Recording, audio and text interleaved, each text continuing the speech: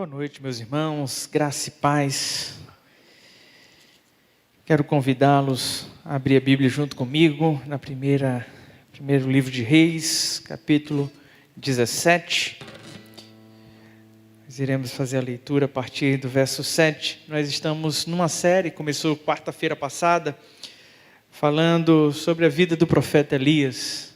Temos como tema, então, humano como nós. O apóstolo Tiago, em sua carta, disse que o profeta Elias era homem sujeito às mesmas paixões que nós. E mesmo assim, tendo orado, o céu ficou fechado, cerrado ali, enquanto ele não deu uma ordem para que voltasse a chuva não voltou. Sabe, grandes homens das Sagradas Escrituras sempre nos inspiram. Mas muitas vezes nós achamos que esses homens das Sagradas Escrituras que nos inspiram são realidades muito distantes da nossa. E, de fato, nós vemos esses homens serem usados de forma tremenda pelo Senhor e, às vezes, achamos que estamos muito aquém. Mas eu queria que, ao longo dessa série, você pudesse se identificar cada vez mais com a figura desse profeta e pudesse perceber, diante tanto dos seus momentos de vitória, de glória, como nos seus momentos de fragilidade, que a dependência do Senhor é o que nos faz crescer ao longo da nossa jornada. 1 Reis, capítulo 17, a partir do verso 7, a palavra do Senhor diz assim: Algum tempo depois o riacho secou-se por falta de chuva. Então a palavra do Senhor veio a Elias: Vá imediatamente para a cidade de Sarepta de Sidom e fique por lá. Ordenei a uma viúva daquele lugar que lhe forneça comida. E ele foi. Quando chegou à porta da cidade, encontrou uma viúva que estava colhendo gravetos. Ele a chamou e perguntou: Pode me trazer um pouco d'água numa jarra para eu beber? Enquanto ela ia buscar água, ele gritou: Por favor, traga também um pedaço de pão. Mas ela respondeu: Juro pelo nome do Senhor, o teu Deus, que não tenho nenhum pedaço de pão, só um punhado de farinha num jarro e um pouco de azeite numa botija. Estou colhendo uns 2 gravetos para levar para casa e preparar uma refeição para mim e para o meu filho, para que comamos e depois morramos. Elias, porém, lhe disse: Não tenha medo, vá para casa e faça o que disse, mas primeiro faça um pequeno bolo com o que você tem e traga para mim. E depois faça algo para você e para o seu filho. Pois assim diz o Senhor, Deus de Israel: a farinha na vasilha não se acabará e o azeite na botija não secará, até o dia em que o Senhor fizer chover sobre a terra. Ela foi e fez conforme Elias lhe dissera, e aconteceu que a comida durou muito tempo para Elias e para a mulher e sua família. Depois pôs a farinha na vasilha, não se acabou, e o azeite na botija não secou, conforme a palavra do Senhor proferida por Elias. Algum tempo depois, o filho da mulher, dona da casa, ficou doente, foi piorando e finalmente parou de respirar. E a mulher reclamou a Elias: Que foi que te fiz, ó homem de Deus? Vieste para lembrar-me do meu pecado e matar o meu filho? Dê-me o seu filho, respondeu Elias. Ele o apanhou dos braços dela, levou-o para o quarto de cima, onde estava hospedado, e o pôs na cama. Então chamou o Senhor: Ó Senhor, meu Deus, trouxeste também desgraça sobre esta viúva com quem estou hospedado, fazendo morrer o seu filho? Então ele se deitou sobre o menino 3 vezes e clamou ao Senhor: Ó Senhor, meu Deus, faze voltar à vida este menino. O Senhor ouviu o clamor de Elias, e a vida voltou ao menino, e ele viveu. Então Elias levou o menino para baixo, entregou-o à mãe e disse: Veja, o seu filho está vivo. Então a mulher disse a Elias: Agora sei que tu és um homem de Deus, e que a palavra do Senhor vinda da sua boca é a verdade. Pai bondoso e querido, estamos diante da Tua palavra, cremos que é viva e eficaz e te pedimos, Senhor, fala ao nosso coração. É no nome de Jesus que te oramos. Amém. Meus irmãos, essa é uma passagem que eu gosto muito. Acredito que algumas vezes eu já tenha pregado aqui na igreja a respeito desse tema, dessa passagem. E essa passagem nos revela todo o cuidado do Senhor e como, quando nós nos colocamos à disposição dEle, colocamos todos os recursos que temos à disposição dEle, o Senhor nos faz então prosperar, o Senhor traz provisão. Mas eu queria atentar aos movimentos do profeta nesse texto de hoje e em meio a esse enredo com esta viúva. O primeiro verso que nós lemos do capítulo 17, no verso 7, nos diz que depois de algum tempo o riacho secou por falta de chuva. E ele começa então a sofrer os impactos daquilo que ele havia proferido. Ele tinha dito que não choveria, chegou então o dia em que aquele riacho não poderia mais sustentá-lo, e obviamente os corvos já não seriam mais responsáveis por sua refeição. Elias havia vivido esse momento ali no riacho de Querite, e diante daquele cenário, sendo abençoado pelos corvos que traziam seu alimento e pela água daquele riacho, agora ele traz consigo um novo desafio. O Senhor vem ao seu encontro com uma palavra, e a ordem é: vá imediatamente para a cidade de Sarepta. E o que eu acho interessante é que Deus diz: eu ordenei a uma viúva daquele lugar que lhe forneça comida. Então, o profeta vai em direção a essa região de Sidom, em Sarepta. Chegando ali naquele lugar, eu acho que ele se depara com uma viúva diferente. Eu não sei se o coração do profeta, quando saiu daquele riacho, estava pensando na mesma viúva que ele encontrou. Eu acho que ele imaginava uma viúva que o seu esposo tinha falecido, mas que deixou muitos bens, deixou fartura, deixou o suficiente para sustentar um profeta comilão. Mas o que esse homem se depara é com uma mulher prestes a fazer a sua última refeição. E mais do que isso, uma mãe que estava tentando provisionar o seu último recurso para o sustento de mais um dia de seu filho. A gente sabe que os corvos são animais que brigam por qualquer tipo de comida. Qualquer carniça, eles estão ali guerreando entre si para ver quem vai devorar. E Deus ordenou que os corvos alimentassem alguém, algo que já não dá nem para imaginar. Mas imagine você, uma mãe, tirar comida da boca de seu filho para dar a um profeta, para dar a um homem que ainda era desconhecido, um homem que não tinha história. Esse cenário é muito emblemático. Muitas vezes eu me perguntei por que Elias teve essa audácia, essa coragem de dizer para essa mulher as frases que ele disse. Porque diante de uma mulher que está preparando a última refeição dela e do seu filho, você chegar e dizer: tá bom, mas prepare primeiro para mim, eu acho que é de um tom tão estranho, eu não consigo me perceber fazendo isso, e eu tinha uma dificuldade de me identificar com o profeta por conta desse enredo aqui. Mas quando nós atentamos para o verso 9, nós começamos a entender o porquê o profeta reagiu dessa forma, o porquê a palavra dele foi: vá lá, faça, mas faça primeiro o meu e depois o dos seus filhos. O verso 9 diz que Deus havia ordenado a esta mulher que o alimentasse. Ele já sabia que era a viúva que iria sustentá-lo.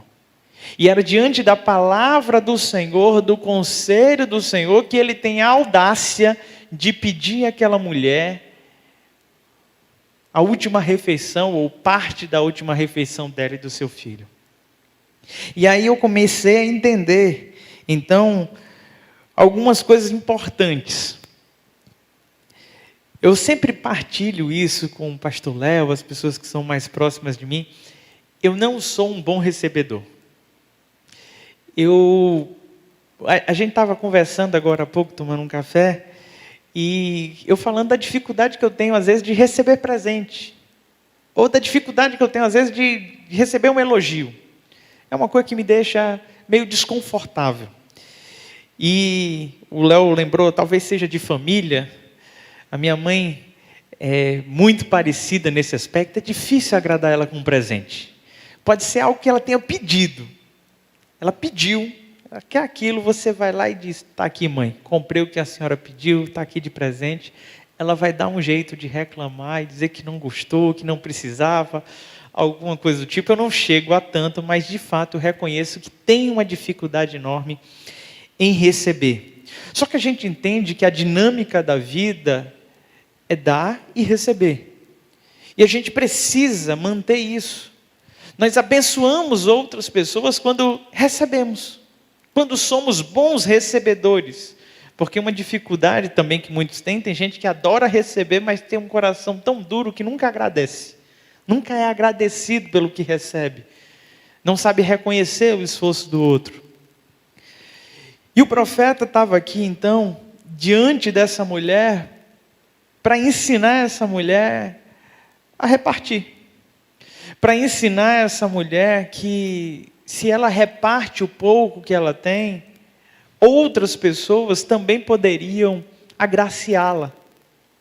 E é impressionante como essa dinâmica funciona na vida. Aquilo que a gente planta, a gente colhe. E é óbvio que quando nós semeamos na vida do outro, mais à frente nós receberemos. Isso não é uma barganha, isso não é uma moeda de troca, mas é uma lei que rege o nosso mundo. Nós abençoamos e somos abençoados. E é interessante que muitas vezes o Senhor é tão gracioso que Ele não nos abençoa na dimensão em que nós estamos abençoando o outro. Já parou para pensar que, por mais generoso que você seja, Deus sempre te abençoa com muito mais do que o que você tem doado, com o que você tem ofertado? Sempre. Sempre. Sempre Ele nos abençoa com mais.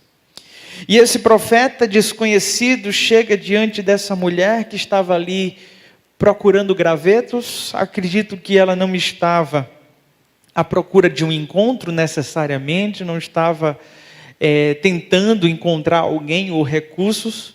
A prova disso é que quando ela se depara com esse homem, ela não quer apresentar a sua situação, ela não faz nenhum pedido para ele. Na verdade, ele pede água, e na sequência, com toda a audácia, ele fala: ei, já que vai trazer água, traga também um pão. E ela diz: espera aí. Vou providenciar a água, mas o que eu tenho, só para mim e para o meu filho aqui, que estou pegando só 2 gravetinhos aqui para preparar essa panela, que não é muita coisa não. E a resposta do profeta é uma resposta que não vem apenas com uma ordem: faça para mim. Mas ele justifica. Ele traz uma condição para aquela ação dela. E o verso 14 vai nos apresentar então essa condição quando ele diz: pois assim diz quem? Assim diz o Senhor, o Deus de Israel. Essa mulher não é uma viúva de Israel. Ela é de outra região. Mas ele está dizendo aqui para essa mulher que o Senhor, o Deus de Israel, a farinha na vasilha não vai se acabar, e o azeite na botija não vai secar, até o dia em que o Senhor fizer chover sobre a terra.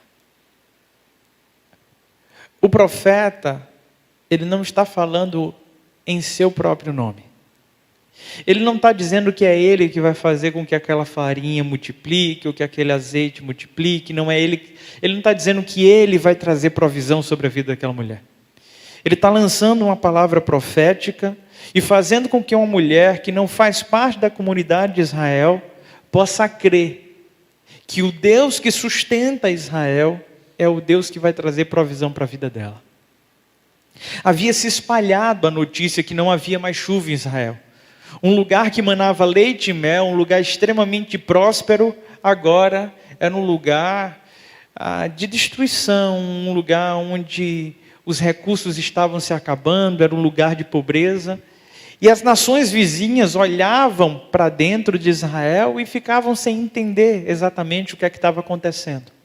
Nós precisamos recordar que quando começa a história de profeta Elias, começa com essa palavra dele, decretando que não haveria chuva, para provar que quem traz a prosperidade para Israel é o Senhor e não Baal. E agora ele entra na casa dessa mulher e ele diz: olha, sabe quem vai provisionar a tua comida? O Senhor de Israel. Não é Baal. É o Senhor de Israel que vai fazer com que haja prosperidade no teu lar. E essa mulher vai e faz conforme o profeta disse. Ela prepara ali o bolo, traz para o profeta, e o que o texto nos apresenta é que, de fato, conforme a palavra do Senhor, não acabou nem o azeite, nem a farinha na botija. Essa mulher, então, junto com o profeta Elias, começaram a desfrutar do sustento e da provisão do Senhor. O que fica muito claro na jornada de Elias é que quem sustentava ele não era o corvo, não era o riacho, não era a viúva. Isso é uma convicção muito clara. Qualquer um que lê o texto percebe que a provisão que tem na vida do profeta vem somente de Deus. O corvo não tinha condições, o riacho uma hora seca, e a mulher não tinha nada. É Deus cuidando da vida do profeta, porém usando pessoas. E eu preciso te dizer, meu amado irmão, Deus não precisa de pessoas para cumprir a sua obra, Deus não precisa de pessoas para te abençoar, mas Ele usa pessoas.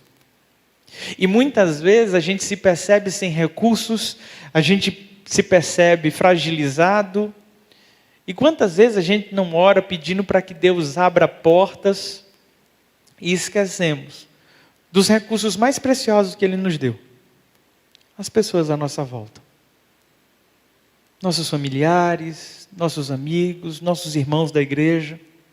Quantas vezes com um coração endurecido, nós deixamos de pedir ajuda, nós deixamos de recorrer, talvez porque achemos que é humilhante, porque a gente não quer se subjugar.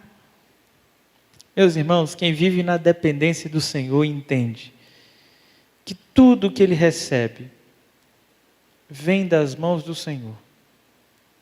Das mãos do Senhor. Não importa se em algum momento Deus vai usar os teus pais, Deus vai usar teus filhos, não importa qual é a fonte que vai jorrar na tua vida. O importante é você saber que todas as pessoas que de alguma maneira te abençoam, são instrumentos na mão de Deus para te abençoar.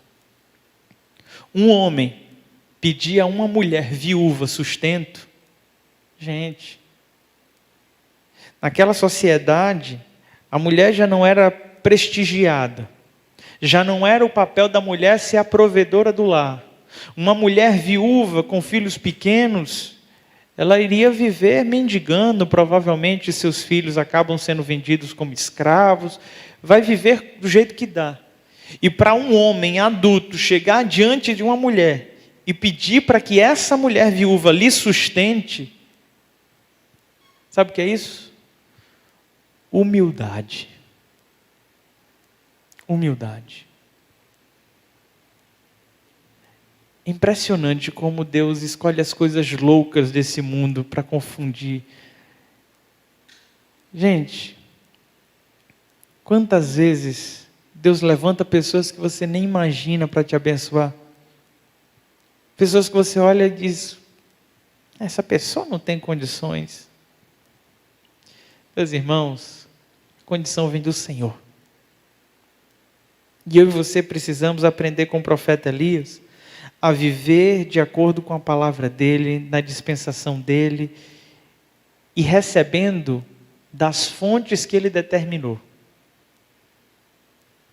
Sem orgulho, abrindo o coração e aprendendo a ser bons recebedores. Bons recebedores. Só que tem uma reviravolta nesse texto, muito intrigante. O texto vai nos dizer que depois de certo tempo, o filho da mulher vai ficando doente e cada dia ele vai ficando pior. Cada dia ele vai ficando pior, pior. Até que chega um momento em que finalmente, como diz o verso 17, parou de respirar. O menino morreu. E quando o menino morre, naquele exato momento, a mulher, no verso 18, vai reclamar com Elias dizendo: o que foi que eu te fiz, ó homem de Deus? Vieste para me lembrar do meu pecado e matar o meu filho? Aquela mulher, ela entende que aquela morte, que aquela perda, aquele luto, era fruto de um castigo, por um pecado, por algo que ela cometeu. Nós não sabemos qual era o seu pecado, o que levou essa mulher a ser viúva, o que levou essa mulher a viver num cenário sem escassez nenhuma. A gente não faz ideia. Mas o fato é que não, Deus não levou Elias ali àquele lugar para trazer castigo ou penalidade para essa mulher viúva. Deus levou Elias àquele lugar para fazer com que essa mulher tivesse uma visão completamente diferente a respeito de Deus. Não apenas ela, mas também Elias. Não há nenhum relato bíblico anterior a esse texto, que nos fale sobre alguém ressuscitar. Não existe, antes desse movimento aqui que nós estamos lendo aqui, nenhum relato de alguém que orou, que intercedeu, que pediu a Deus para que alguém voltasse a viver e essa pessoa tenha voltado. E o que me chama a atenção são as ações do profeta Elias, e eu queria te convidar a me acompanhar nessa jornada. O verso 19, ele diz: dei-me o seu filho. Dei-me o seu filho. Gente, vocês percebem quantas coisas o profeta Elias pediu para que essa mulher desse para ele? Ele pediu: me dê um copo d'água. Depois ele me disse: me dê pão. Ela disse: eu não tenho, eu vou preparar, mas é só meu e do meu filho. O que é que ele diz? Traga para mim. E agora, o quarto pedido de Elias para essa mulher é: me dê o seu filho. Me dê o seu filho. Por mais que aquele menino estivesse morto, qual é a mãe que tiraria, num momento de dor e de luto, o filho dos seus braços e colocaria diante de um homem desconhecido, o qual ela acha que a culpa do seu filho ter falecido é dele? Vocês percebem como isso é difícil? Como é difícil essa mãe se desprender daquela criança, por mais que ela esteja morta. Eu preciso fazer uma pausa aqui, porque tantas vezes eu e você temos recursos que estão morrendo em nossas mãos, e a gente não abre mão deles. A gente se agarra, está morto, não vai gerar nada ali, e a gente fica agarrado com ele, e talvez a palavra de Deus para a gente seja: me entrega isso aqui, bota nas minhas mãos. Não sei, talvez seja o teu emprego, talvez seja o teu casamento, talvez seja o teu patrimônio, eu não faço ideia. Mas é possível que tenha alguma coisa na tua vida que já esteja morta e você esteja segurando-se com unhas e dentes sem querer abrir mão, e tudo que o Senhor está te dizendo é: filho, me entrega aqui, coloca nos meus braços. Coloca nos meus braços.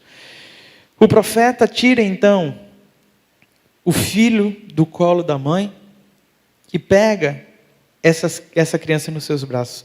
texto vai dizer: ele o apanhou dos braços dela, levou-o para o quarto de cima, onde estava hospedado, e o pôs na cama.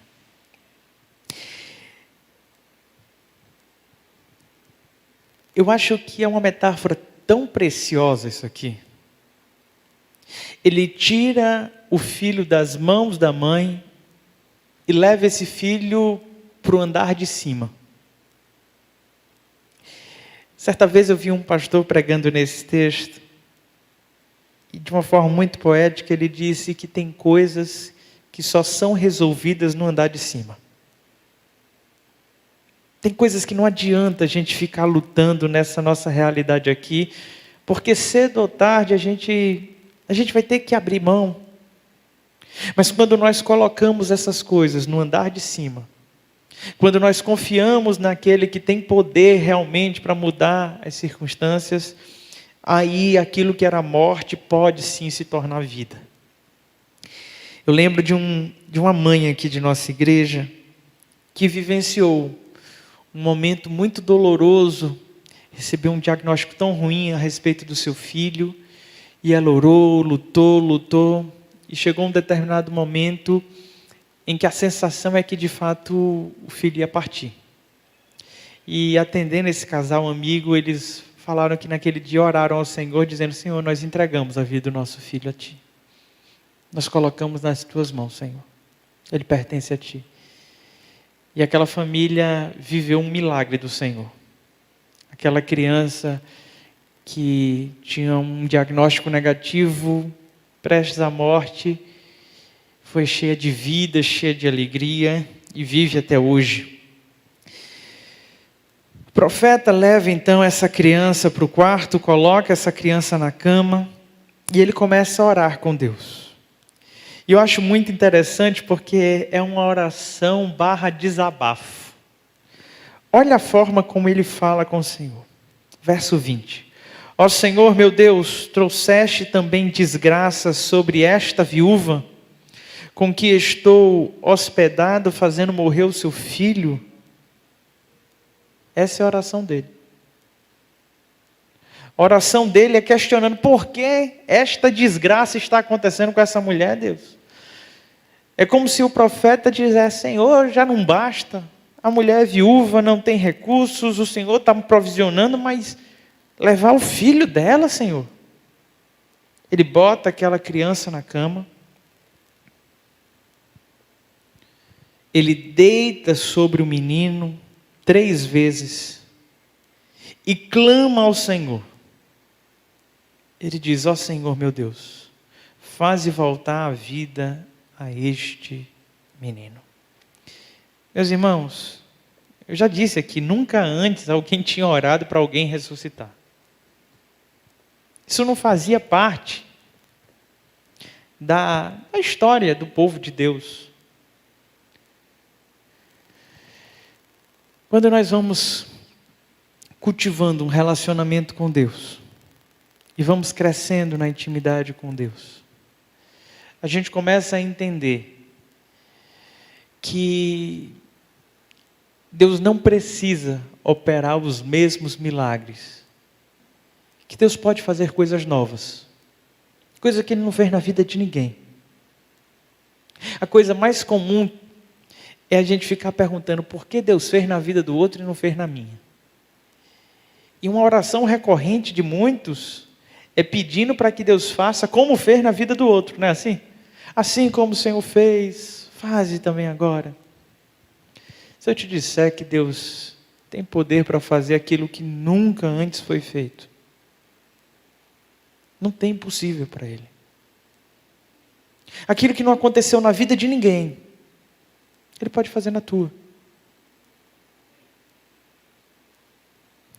O profeta ora ao Senhor clamando por algo inédito, que aquele menino voltasse à vida. Verso 22 diz: o Senhor ouviu o clamor de Elias e a vida voltou ao menino e ele viveu. Então Elias levou o menino para baixo, entregou-o à mãe e disse: veja, o seu filho está vivo. Então a mulher disse a Elias: agora eu sei que tu és um homem de Deus e que a palavra do Senhor vinda da sua boca é verdade. O profeta nos é apresentado como Elias o tesbita.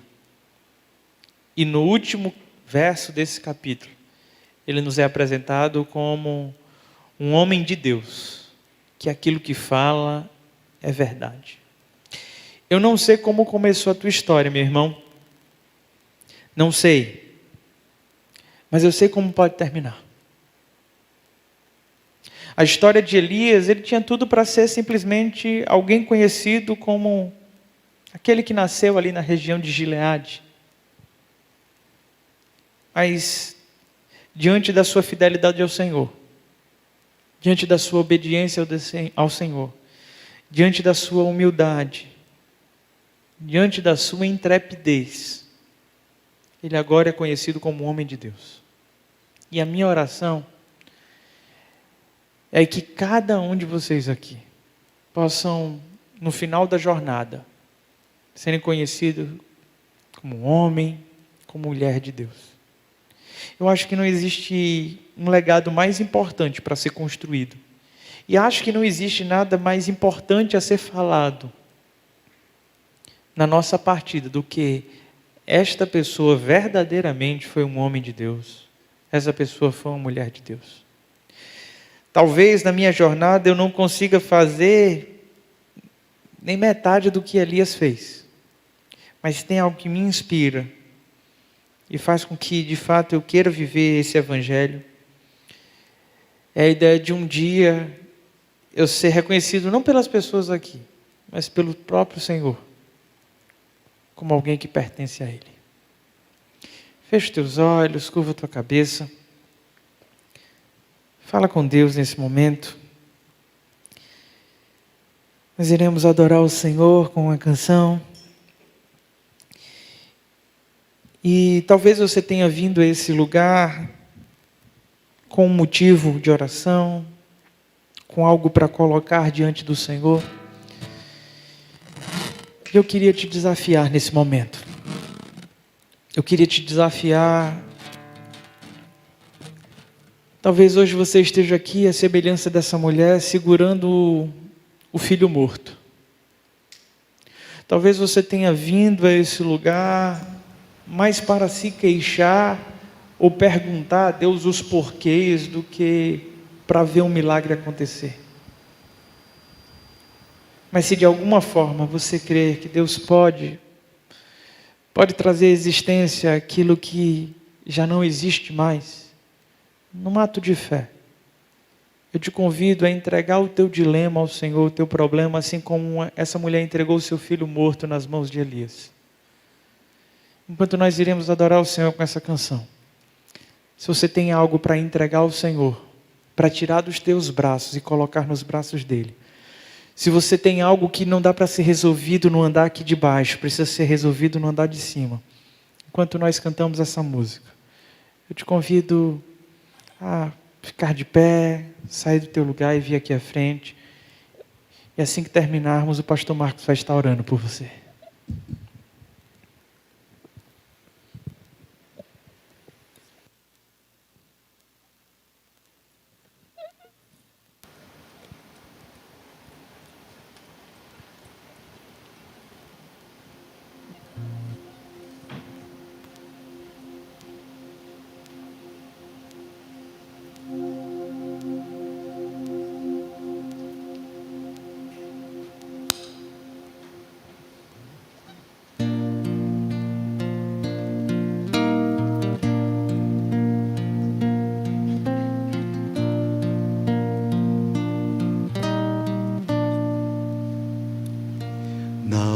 Oração, encontro calma. Na oração, encontro paz. Orar a Deus faz bem à alma. Falar com Deus me satisfaz.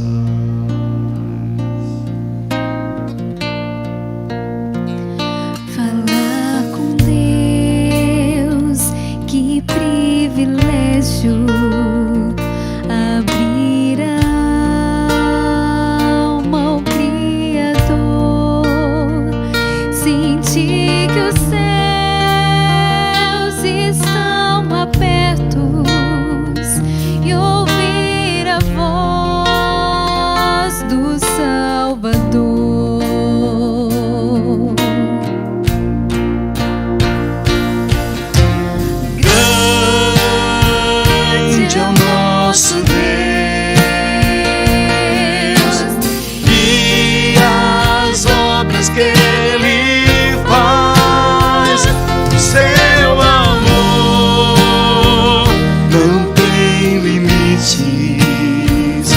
em seu perdão encontro paz. Falar com Deus é o que preciso, pois Ele é fonte de poder. Só nele a vida faz sentido, pois me dá forças pra viver.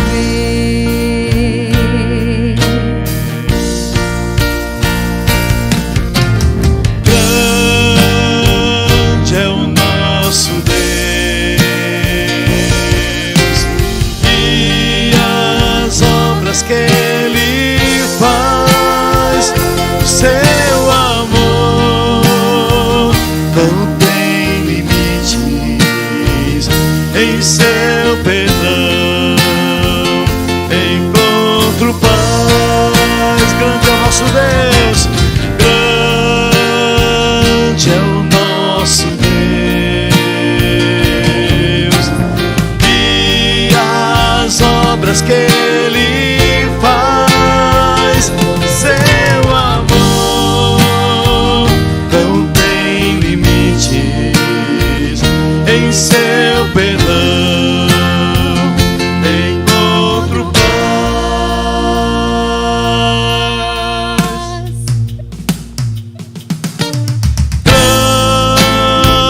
Grande é o nosso Deus e as obras que Ele faz. Seu amor não tem limites, em seu perdão encontro paz. Grande é o nosso Deus e as obras que